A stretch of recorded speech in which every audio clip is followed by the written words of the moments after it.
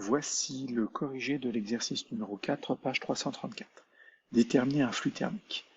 En été, un flux thermique phi s'effectue à travers le pare-brise séparant l'habitacle d'une voiture de l'air extérieur.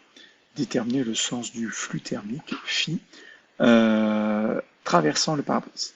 Donc on voit que l'air extérieur est à 40 degrés quand l'air intérieur est à 22 degrés. La paroi séparant ces deux milieux, c'est bien le pare-brise, donc il va y avoir un flux thermique de l'extérieur vers l'intérieur, du milieu où la température est la plus élevée, vers le milieu où la température est la plus faible. Donc, c'est ce que j'ai dit ici, la température extérieure supérieure à celle de l'habitacle. Le transfert thermique a donc lieu depuis l'extérieur vers l'intérieur de la voiture. Ensuite, calculer phi, donc le transfert thermique. On me dit ici que phi, c'est la température la plus élevée moins la température la plus faible. Donc ici, la température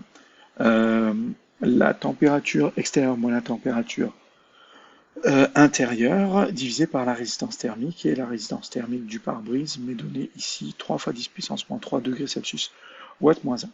Donc je vais pouvoir faire le calcul.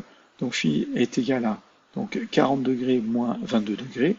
Peu importe ici que je prenne les températures en degrés Celsius ou en Kelvin, parce que vu qu'on fait une soustraction et que la conversion de degrés Celsius en Kelvin se fait en additionnant 273, à partir du moment où il y a une soustraction ou une addition, à partir du moment où il y a une soustraction, la conversion est inutile.